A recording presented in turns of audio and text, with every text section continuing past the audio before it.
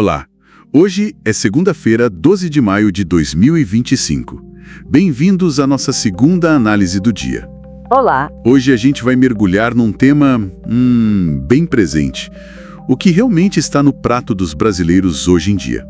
O foco aqui é algo que preocupa. A tal comida de mentira, sabe? E os alimentos ultraprocessados ganhando cada vez mais espaço. Exato. É um cenário complexo. Pois é. E com base nas informações que a gente levantou, vamos tentar entender como a nossa comida virou, assim, um campo de batalha, né? Envolvendo saúde, cultura, até justiça social. É muita coisa envolvida. O objetivo é entender as causas disso tudo. Será que é só a crise econômica? Quais as táticas da indústria? E os impactos, né? Na nossa saúde, na nossa cultura alimentar.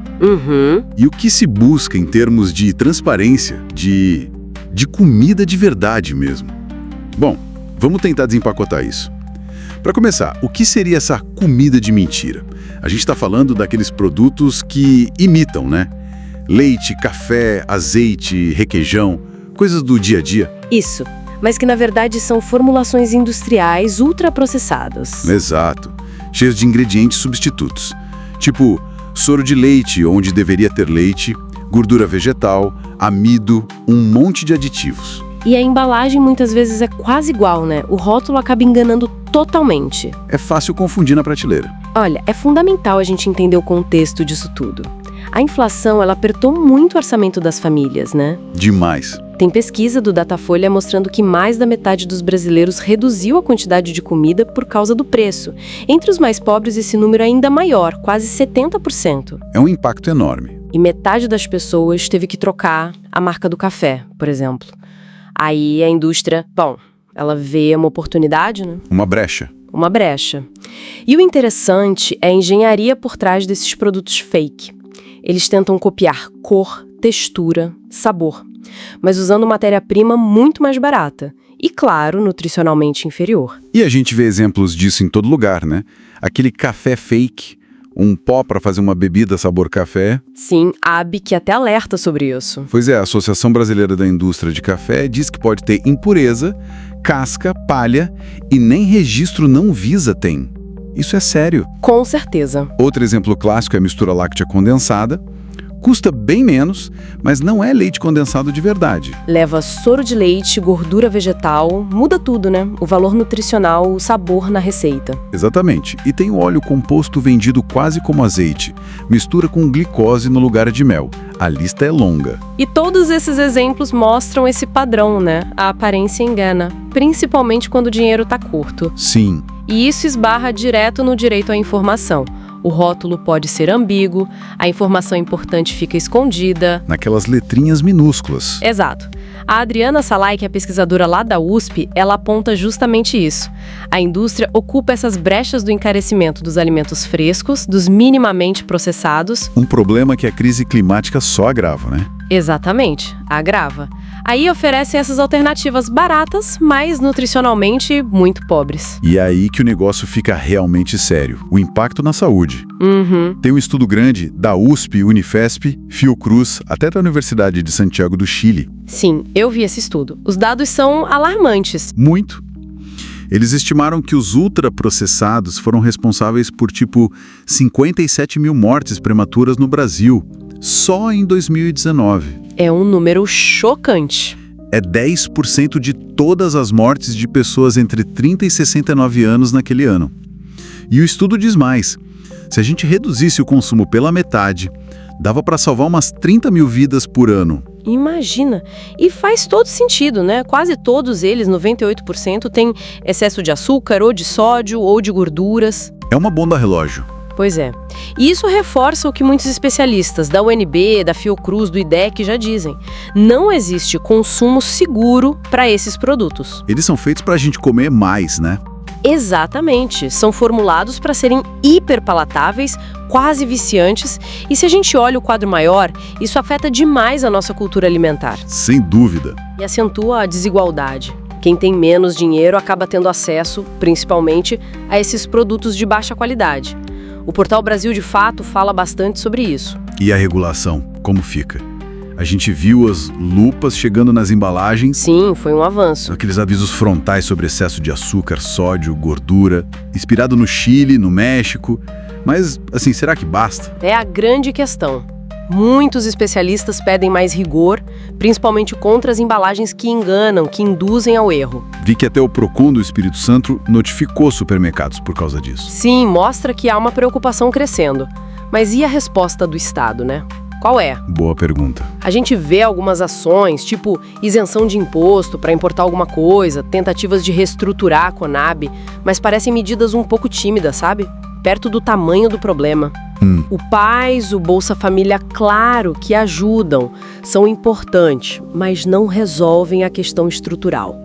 E teve aquele revés em 2024, né? Pois é, o Congresso barrou o reajuste da verba da merenda escolar, do PNAE, justo no momento de alta de preço dos alimentos.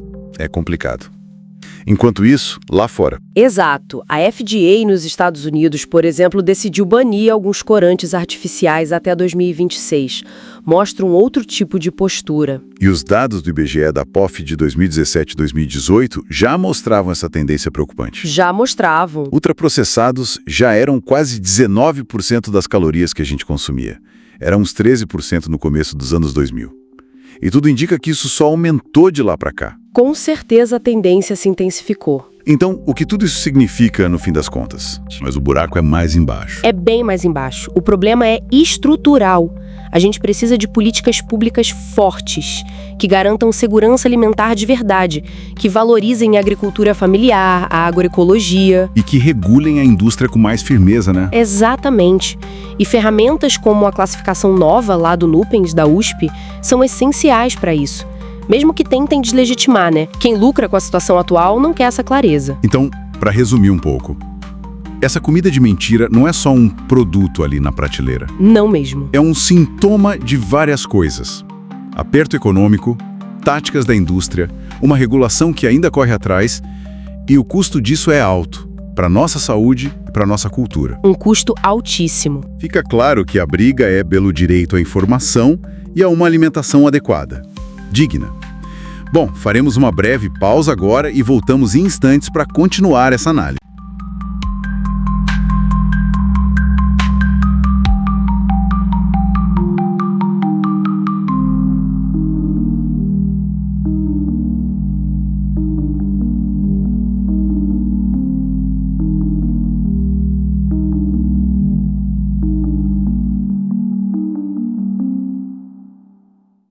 No bloco anterior, a gente explorou aquele universo da comida fake, né?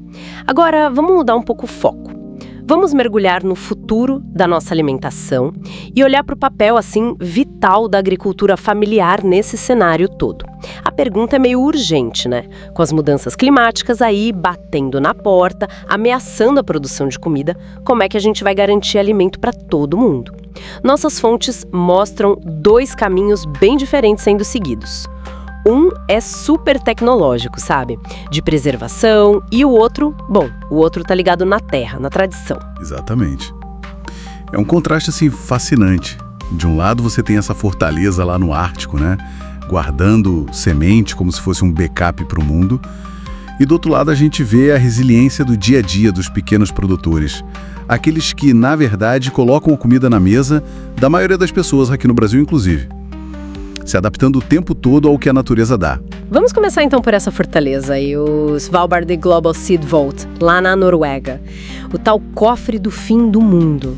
É impressionante pensar nisso, né? Mais de 1.300.000 amostras de sementes, de tudo quanto é canto do planeta, guardadas numa montanha congelada. O Brasil mesmo já mandou para lá mais de 8.000 amostras. Milho, feijão, arroz. É a ideia de um seguro genético, né? Contra uma catástrofe. É a lógica que a gente chama de conservação ex situ, quer dizer, fora do lugar de origem. É uma resposta bem tecnocientífica para essa perda de biodiversidade agrícola que a gente está vendo. Mas aí vem a tensão, né? Que é o ponto central, eu acho. O que adianta ter a semente congelada lá, se no futuro, sei lá, faltar terra boa para plantar? Ou, talvez, mais importante ainda, faltar quem saiba plantar. Quem saiba adaptar essa semente às novas condições. Porque a semente no cofre, ela não evolui, né? ela está parada no tempo. Perfeito, é exatamente essa ponte para a agricultura familiar. São essas famílias que estão lá, sabe? No dia a dia mesmo, sentindo o clima mudar, a chuva que não vem na hora certa, a seca que dura mais. Talvez eles nem usem essa palavra, crise climática, mas eles percebem tudo e ajustam um plantio com base no que aprenderam, né? De geração para geração e observando muito. É uma adaptação viva, constante. E essa prática, essa conservação que acontece in situ, no próprio local, ela é fundamental. Sistemas como a agroecologia, as agroflorestas, que basicamente tentam imitar um pouco a natureza para produzir de forma mais sustentável, muitas vezes vêm desse saber indígena, tradicional. E olha, eles não só produzem comida variada, mas ajudam o ambiente, aumentam a biodiversidade local, capturam carbono do ar e garantem a autonomia alimentar das comunidades. Dados ligados à CONTAGE, que é a Confederação dos Trabalhadores na Agricultura, mostram isso. Apesar de toda a pressão do agronegócio, dos agrotóxicos, são eles, os pequenos, que fornecem a maior parte da comida fresca que chega na nossa mesa aqui no Brasil. E parece que o governo brasileiro tá atento a isso, né? A gente tem visto planos sendo anunciados, como o Plano Clima, que foca justamente em ajudar a agricultura familiar a se adaptar, e também o I3 Plansan, que é o Plano Nacional de Segurança Alimentar. Ele tem uma meta bem ousada, né? Tirar o Brasil do mapa da fome até 2026, apostando justamente no pequeno produtor. Exatamente. O Brasil até apresentou essas políticas para os BRICS como exemplo. E programas como o PA, o de Aquisição de Alimentos, e o PNAE, da Alimentação Escolar, são cruciais. Tem um estudo do IPEA, que é o Instituto de Pesquisa Econômica Aplicada, que mostrou que esses programas podem aumentar a renda do agricultor familiar em mais de 100%. Pensa nisso. Nossa, mais de 100%? É, até 106%. Isso significa comida de verdade, comida local, saudável, chegando nas escolas. E, ao mesmo tempo, mais dinheiro, mais dignidade para quem planta. Ajuda a manter as famílias no campo, né? Mas claro, nem tudo é fácil. As fontes também mostram os desafios que são enormes. Falta informação climática específica para essas pequenas propriedades, sabe? O foco ainda é muito nas grandes lavouras de exportação, as commodities. Sim, a informação é pensada para a soja, para o milho. Exato. Aí tem a pressão imobiliária, né? Empurrando o agricultor para longe das cidades, das áreas boas. E tem até a dificuldade, às vezes, de explicar para uma criança da cidade o que é comida de verdade, de onde ela vem, ou o preconceito que existe com uma agrofloresta, que às vezes alguém olha e acha que é só mato. Então, parece que recebe mais atenção, mais investimento, do que aquilo que alimenta a gente aqui, localmente, as hortaliças, as frutas, as raízes. Então, a segurança alimentar de verdade, ela não está só em guardar semente num cofre lá no Ártico. Ela depende de garantir terra para quem planta, de valorizar esse trabalho, de fortalecer esses sistemas sustentáveis que a gente falou, senão o risco é esse. A gente tem um monte de semente congelada num futuro onde não tem mais solo fértil ou não tem mais agricultor para plantar. A segurança real mesmo está sendo cultivada agora, nas mãos de quem planta hoje. Nossa, que discussão fundamental essa sobre de onde vai vir a nossa comida no futuro, né? E quem é que realmente garante que ela chegue no nosso prato? A gente precisa fazer uma pausa rapidinho agora, mas voltamos já já para continuar essa análise. Fiquem por aí.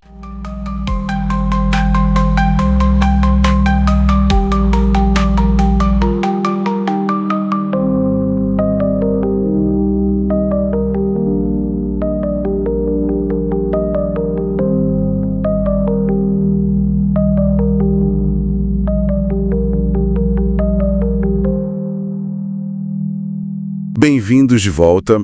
Bom, neste terceiro bloco vamos explorar um tema que, olha, mexe com o paladar e também com o bolso, né? Com certeza. A crise do cacau. Existe mesmo esse risco real do chocolate, como a gente conhece, ficar cada vez mais raro? O famoso alimento dos deuses.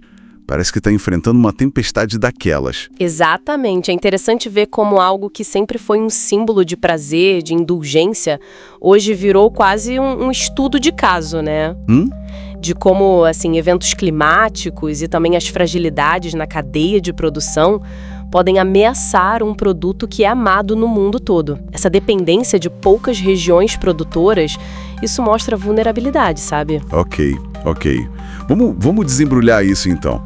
A questão principal é a falta de cacau, né? É a escassez. Fontes como a National Geographic Brasil, Gaúchas EH, elas detalham bem como esses eventos climáticos extremos, tipo secas muito longas e depois chuvas torrenciais, acabaram com as plantações lá na Costa do Marfim e em Gana. Pois é.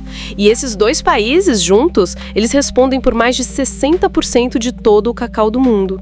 É muita coisa concentrada. Nossa. E o impacto no preço foi brutal. A tonelada disparou, chegou a ultrapassar $12 mil. 12 mil. Sim, um aumento de mais de 200% em uns 2 anos. É recorde histórico, viu? Uau. Basicamente, o mundo está consumindo mais cacau do que se consegue produzir hoje. Essa diferença entre oferta e demanda é que está puxando o preço para cima. E essa alta toda, claro, chega direto no consumidor, né? Ovos de Páscoa mais caros, talvez as barras de chocolate ficando menores, ou até com um gosto diferente. Precisamente. É aí que o consumidor sente. Mas o que fontes como a revista Exame ressaltam é que essa crise, ela tem raízes mais profundas. Estrutural. Não é só o clima, então. Não é só o clima. O cacau, por exemplo, ele leva uns 4, 5 anos para começar a produzir bem, sabe? Ah, entendi. Demora. Demora, então, mesmo que o clima melhore agora, a recuperação da oferta vai ser lenta. Isso sugere que os preços podem continuar altos por um bom tempo ainda, mesmo que tenham algumas flutuações. E é aqui que a coisa fica realmente interessante para mim. Porque com a matéria-prima principal, o cacau, sofrendo esse aumento absurdo, você falou em mais de 200%, algumas análises falam em quase 300% em um ano. Sim, dependendo do período. Mas o preço final para o consumidor sobe bem menos, algo na casa dos 10% em alguns mercados. Como é que a indústria lida com isso? Então a indústria se adapta muitas vezes, silenciosamente. Muitos fabricantes estão reformulando as receitas para usar menos cacau. Isso significa o quê? Mais açúcar, mais gorduras vegetais, outros aditivos, emulsificantes. Começam a aparecer mais produtos sabor chocolate, sabe? Ou com percentuais menores da amêndoa. E o Brasil até criou uma regra para isso recentemente, certo? Uma legislação agora em 2024 que define quanto cacau tem que ter. Sim, é uma tentativa de manter um padrão mínimo de qualidade, né? Agora, para ser chamado de chocolate amargo, tem que ter no mínimo 35% de sólidos de cacau. O ao leite, 25%, e o branco, 20% de manteiga de cacau. Entendi. Mas mesmo com essa regra, a pressão para reduzir o custo continua. Então, a tendência de diminuir o cacau onde for possível, ela existe. E isso levanta outras preocupações, né? Mais sérias até. Uma nutricionista, Luciana Monteiro, que foi citada na Galileu e no Campo Grande News, ela alerta para o impacto na saúde disso. Menos cacau significa menos daqueles antioxidantes bons e mais ingredientes, menos nutritivos. Exatamente. O impacto na saúde pública é uma dimensão importante, principalmente entre as crianças, né? Com o aumento do consumo de açúcar, de gorduras de baixa qualidade, isso pode contribuir para doenças metabólicas. Com certeza. Mas tem outra perda também, talvez mais sutil. A perda cultural, sensorial. Corre o risco de uma geração crescer sem conhecer o gosto real do chocolate, aquele com mais cacau, com as nuances, o amargor característico. Perde-se uma referência de sabor importante, entende? Faz sentido. E o Brasil, como é que fica nessa história toda? A gente já foi um gigante na produção, mas... Perdemos muito espaço, né? Já fomos líderes mundiais, sim, mas aí veio a vassoura de bruxa, lembra? Aquela praga, um fungo. Lembro, claro. Devastou a Bahia. Exato. Devastou as plantações, principalmente na Bahia, ali nas décadas de 80, 90. A produção baiana despencou. Caiu de umas 400 mil toneladas para perto de 100 mil nos anos 2000. Hoje, a Bahia e o Pará lideram a produção nacional, mas a gente ainda precisa importar cacau para a nossa indústria. Mas tem esperança de recuperação? A gente tem potencial para voltar a crescer? Olha, esperança e potencial tem sim. Especialistas como o Ricardo Gomes, lá do Instituto Arapiaú, eles apontam um caminho interessante. Usar pastagens degradadas. Que a gente tem de monte, né? Milhões de hectares, cerca de 40 milhões. Usar essas áreas para implementar sistemas agroflorestais, os SAFs, com o cacau, Que misturam árvores e culturas. tanto a pragas quanto a variações do clima. Aliás, cerca de 70% da nossa produção hoje já usa algum tipo de SAF. A meta de chegar a 400 mil toneladas até 2030 é bem ambiciosa, mas mostra que tem um caminho sendo trilhado. Então, além dessa iniciativa aqui no Brasil, existem outras frentes de solução sendo buscadas pelo mundo? Sim, globalmente a gente vê esforços parecidos, na África também, para tornar o cultivo mais sustentável, mais resiliente. É algo que mercado e consumo e Veja destacaram. Ao mesmo tempo, tem um outro movimento, o crescimento do mercado de chocolates mais finos, os premium. Aqueles de origem única, alto teor de cacau? Exatamente, que valorizam a qualidade, a origem, a sustentabilidade. É um nicho, claro, mas está crescendo. E não podemos esquecer da inovação, né? A USP, por exemplo, desenvolveu um substituto em pó para o cacau. Um substituto? Pô, machine. É feito a partir de resíduos agroindustriais, como o do cupuaçu. É uma alternativa interessante que está sendo pesquisada. Puxa, quanta coisa envolvida. Então, o que tudo isso significa, assim? No fim das contas, essa crise do cacau parece ser mais que só um problema de preço. É um alerta, talvez. Sem dúvida. Vai muito além do preço na prateleira do supermercado. É um sintoma, sabe? Um sintoma de um sistema agrícola e até econômico que precisa urgentemente incorporar mais resiliência, mais sustentabilidade. A reflexão final que fica é: será que a gente está caminhando para um futuro onde chocolate de verdade, aquele com alto teor de cacau, vai virar um artigo de luxo? Acessível só para poucos? É uma pergunta forte. E o que nós, como consumidores, como sociedade, o que a gente está disposto a valorizar? O que estamos dispostos a mudar para garantir não só o prazer do chocolate, mas também a saúde do planeta e um tratamento mais justo para quem produz o cacau lá na ponta? Questões realmente importantes para a gente pensar. Vamos fazer isso? Faremos agora a nossa última pausa e voltamos em instantes para concluir nossa análise.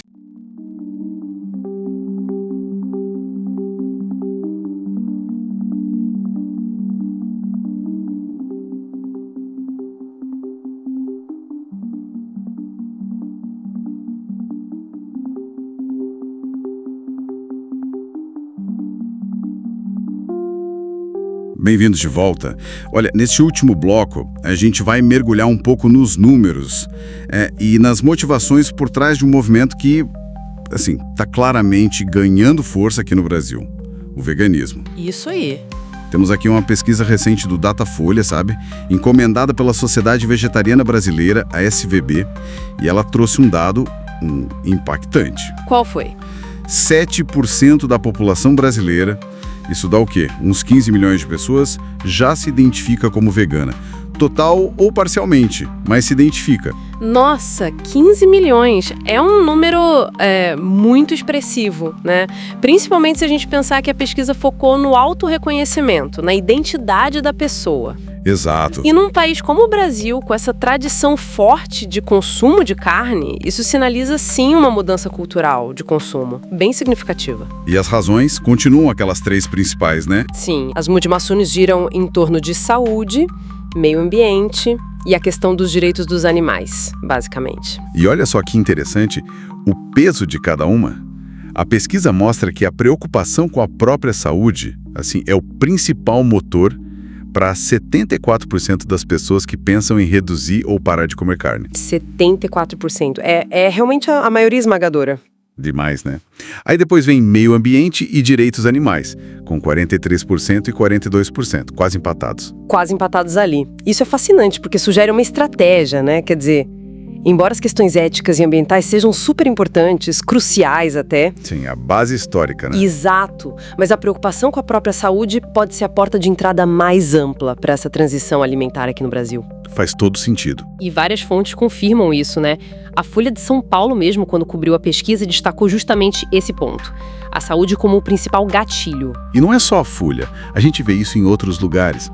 A CNN Brasil, o portal Um Só Planeta, por exemplo, eles falam dessa popularidade crescente crescente e de como tá ficando mais fácil, né, achar opção vegana. Sim, a acessibilidade aumentou. Já o Ciclo Vivo conecta isso mais com a questão global, da urgência climática, sabe? E o Tudo Rondônia foca nos benefícios diretos aqui pro Brasil mesmo. Tipo, menos emissão, menos desmatamento. Isso. E tem mais um dado curioso, do Feed and Food. 22% dos brasileiros já tentaram parar de comer carne em algum momento. 22%. É bastante gente que pelo menos considerou seriamente, Pois é. né? Mostra que a ideia está circulando, mesmo que nem todo mundo consiga seguir adiante na primeira tentativa. E tem outro ponto fundamental que essa pesquisa do Datafolha revela. Algo que o Saplus Varejo também comentou. Ela meio que derruba uns estereótipos, sabe? Tipo aquela ideia de que é coisa de elite. Exatamente. Contrariando essa imagem, a maior incidência de veganos e vegetarianos parciais está nas classes C, D e E. E também entre pessoas com mais de 45 anos. Olha aí. Então tem um alcance social bem maior do que muita gente imagina. Muito maior.